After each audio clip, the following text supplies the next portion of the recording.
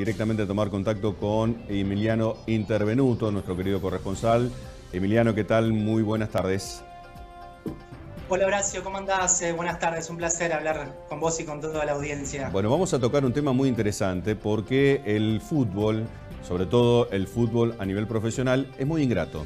Y no solamente para aquellos que pueden llegar a las ligas mayores, a los clubes de primera división, donde por ahí hasta tienen la chance de consagrarse y tener cierto colchón que les permita luego y vivir toda esa vida en una carrera tan corta. Pero la gran mayoría de los jugadores no tienen esa expectativa, o mejor dicho, tienen esa expectativa pero no llegan a tener esas posibilidades.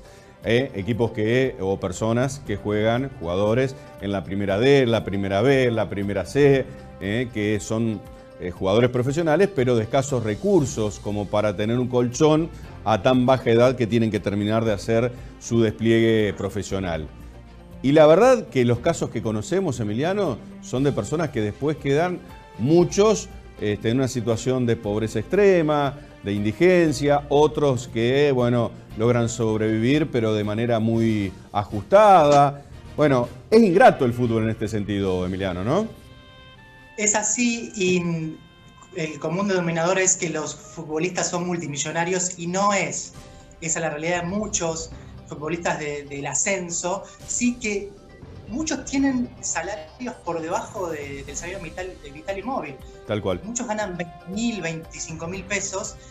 Es por eso que desde Futbolistas Unidos están tratando de ver cómo le dan una solución a esto. Vos sabés que el fútbol está parado y va a tardar mucho en volver. Y los contratos terminan el 30 de junio. ¿Sí? Por eso vamos a estar hablando con Manuel Brandón. Él es integrante de Futbolistas Unidos, es jugador de Victoriano Arena y lo vive de cerca. Esto que viven más de 3.000 jugadores en la República Argentina. Manuel, ¿cómo estás? ¿Qué tal? Buen día, gracias por el espacio. Como les dije en un principio, nos viene bien en este momento, así que es un poco lo que decían, la situación. Les agrego que el femenino está pasando por una situación similar. Por ahí las chicas ya están más acostumbradas a tener que andar peleando de atrás. Pero sí, los números de los cuales hablaron son ciertos e incluso se maneja menos. Por ejemplo, en la D es muy difícil encontrar jugadores que cobren 15.000 pesos. Son pocos y es lo máximo que pueden llegar a aspirar en un club que está muy ordenado y exageradamente en una buena posición, digamos. Eso es lo máximo que se puede aspirar en la D, así que verdaderamente es dramática. Y además les agrego una cosa más que es fundamental para entender esto, que va de la mano con un reclamo que venimos haciendo. Los jugadores de fútbol tienen la imposibilidad de trabajar en un trabajo por ahí más digno y de 8 horas o en blanco, que ahora te permita estar amparado, porque justamente nos ponen partidos los días de semana a cualquier hora, y hay una incompatibilidad horaria muy grande y no se puede trabajar y jugar al fútbol como ellos proponen, dándote un sueldo de 15.000 pesos o menos. Entonces la situación es dramática porque esos trabajos informales que tienen los jugadores de la D o de la C normalmente, hoy tampoco los deben tener. Así que coincido con usted que la verdad es bastante dramática la situación. Es muy complejo y además eso, si tenés otro trabajo, te quita rendimiento porque la expectativa de cada uno de ustedes, digo, de seguir creciendo y hoy estar en la D, pero luego estar en un equipo del ascenso y por qué no la Liga Mayor, si uno está full time abocado en el marco de la edad que son ustedes, los más jóvenes, desde los 15, 16 hasta los 24, 25, después a partir de ahí uno ya increíblemente empieza a ser viejo para este deporte, vale decirlo. Ni hablar, y empieza a tener más organizaciones, más obligaciones, más responsabilidades en la vida, más independencia. Ya necesita traer plata a su casa, hay gente que ya tiene una familia, hay gente que ya tiene que vivir sola y pagar un alquiler. Así que verdaderamente es una situación que requiere mucho esfuerzo, la del futbolista de ascenso. Conozco jugadores que laburaban toda la noche y se iban directo a entrenar a la mañana y dormían por la tarde. Conozco jugadores que se iban de entrenar directo, se iban al laburo, volvían a las 9 de la noche a su casa. Y ya te digo, esto encima es medio incompatible porque de pronto te ponen un partido un miércoles a las 5 de la tarde. Entonces, ¿cómo haces en el trabajo? O el trabajo que tenías es informal o tiene muchísimas facilidades, los hay excepciones, y te permitían, pero es una cuestión de lidiar todo el tiempo, tener problemas constantemente. Bien. Así que... ¿Qué es esto del SUF entonces? El salario universal para futbolistas que ustedes están proponiendo. Contanos un poquito en qué consiste esta iniciativa. Mira, el SUFLO es una propuesta que elevamos a partir de una falta de capacidad que observamos, que no llegaban propuestas alternativas, ninguna estrategia diferente para abordar la situación de un montón de jugadores y jugadoras que van a quedar sin trabajo después de junio. ¿Sí? Había cierto consenso hasta junio, en tanto agremiados y AFA, de bueno, más o menos que los clubes puedan resolver sus compromisos, que le puedan cumplir al jugador lo que le había prometido. El problema aparecía cada vez que preguntamos, che, y después de junio, que se habla que va a volver en diciembre el fútbol, o algunos, los más optimistas, en septiembre, otros dicen en enero, desde junio hasta esa fecha, ¿qué pasa? Y no había respuestas concretas, la verdad, no había nada claro. Entonces fue como, mira, si nosotros no nos organizamos y empezamos a intentar resolverlo, nadie nos va a acercar una solución. Sí, decime, Emi. Manuel, los contratos, digamos, terminan el 30 de junio. ¿Cómo explicarle a la gente cómo son los contratos de los futbolistas? Sí, nosotros sabíamos, de una forma más aproximada, que la mayoría se quedaba sin contrato. Pero como no queríamos tener datos sobre una nube, queríamos tener datos certeros, lanzamos un registro nacional del futbolista a través de una plantilla virtual en la que se anotaron más de 1.200 jugadores y jugadoras, lo cual es un montón para una muestra. Y los números sugirieron lo que nosotros veníamos pensando, ¿no? Solo el 8,2% tiene un contrato extendido después de junio. Y debe ser, por lo general, son jugadores de B Nacional o de primera división. A medida que vas bajando de categoría, ese número es cada vez menor y crece el número de desocupados a partir de junio. Es decir, que se les vence el contrato.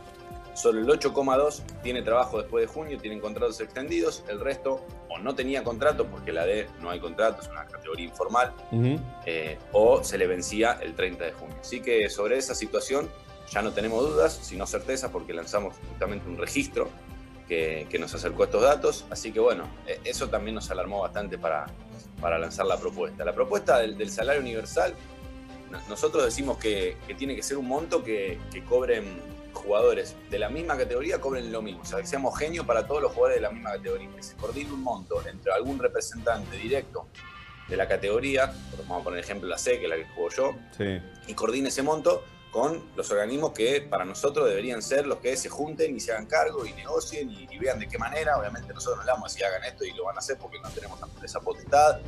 Nosotros sugerimos y proponemos, ¿no? Y en este marco estamos hablando de la AFA, de clubes, de sponsor, televisación, digamos, todos esos tienen... Sí, el Estado Nacional también está aplicando políticas para acompañar a ciertos sectores por ahí más vulnerados, de trabajadores y de trabajadoras. Bueno, sabemos que está haciendo un esfuerzo enorme o que está tapando baches en varios sectores. Y bueno, también apelamos a esa comprensión, a esa sensibilidad con justamente jugadores y jugadoras que son trabajadores y trabajadoras que están en una situación bastante complicada como la que hablábamos recién. Así que la idea es que de mínima se sienten y si van a decidir sobre nuestro futuro, nos tengan en cuenta, porque pasó eso. Decidieron sobre nuestro futuro suspendiendo el fútbol y diciéndole a los clubes, bueno, está bien, institución X, arreglá tus números, tratemos de que los clubes no fundan, está bien, y los jugadores y los protagonistas del deporte, claro. ¿Qué pasa?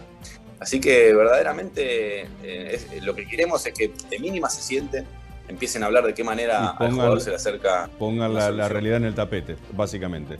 Gracias, Manuel, más que clarito, ha sido un placer este contacto. Ojalá que empiece a haber algún atisbo de solución para la realidad de los jugadores de fútbol y las jugadoras. Un abrazo grande, muchas gracias. Muchísimas gracias, hasta luego. Hasta luego, Emiliano. Yo sé, te quiero cambiar de tema, que tu hermano es uno de los casos que tiene coronavirus en la Argentina, ¿no? Sí, Horacio, gracias por el espacio. Verdaderamente mi hermano contrajo el COVID-19, los estudios dieron positivo. Le quiero mandar un gran abrazo, digamos, está internado. Agradecer a la asistencia del Sanatorio Itois en Avellaneda porque lo están atendiendo muy bien. Pero siempre hablamos de números, pero atrás de esos números hay personas, hay realidades. Y lo que está viviendo mi hermano hoy es eso, es tener el virus en su cuerpo. ¿Qué está viviendo hoy? ¿Cómo está él? ¿Qué siente? Contame un poquito acerca de esto. En principio, bueno, fue duro porque tuvo mucha fiebre, no le bajaba la fiebre, mucho dolor de cuerpo. Esos son los principales síntomas. Y ahí es cuando hay un protocolo desde la provincia de Buenos Aires, si vivís en la provincia, mi hermano vive en Avellaneda, empiezan a asistirte, digamos, a monitorearte, a ver cómo evoluciona la fiebre, cómo evolucionás, y cuando esto avanza, sí, digamos, actúan. Tenés una obra social o una prepaga, dejan que actúe la prepaga. Fue el caso de mi hermano, que vino un médico con todos los cuidados, una ambulancia, y lo llevaron internado. Ahí empiezan los estudios, análisis de sangre, hisopado, hasta que dio positivo. Lo que quiero dejar un mensaje es que mi hermano no estuvo en cuarentena, siempre trabajó, es un trabajador esencial, donde trabaja en una línea de colectivo, está en contacto con la calle, con gente, y lo importante de quedarse en casa, para muchos que dicen que no es así, que salen, si podés, no salgas de tu casa porque el virus lo vas a buscar vos cuando salís. Y es el caso de mi hermano. Mi hermano nunca dejó de trabajar, siempre tuvo que ir todos los días a trabajar. Y es así cuando contrajo el coronavirus. Ojalá que se recupere pronto y, por supuesto, lo que necesites y esté a nuestro alcance, ahí estaremos. Un abrazo grande, Emiliano. Abrazo grande, Horacio. Chao, querido. Emiliano Intervenuto, entonces, con Manuel Brandón, hablando más allá de la situación de un caso testigo, ¿no es cierto?, que es hermano de una persona que ha contraído el COVID-19, la realidad del sector de los futbolistas argentinos, ¿sí?, pidiendo un salario que le dé contención en este marco en donde los clubes están cerrados, pero de los trabajadores por ahí nadie se acuerda.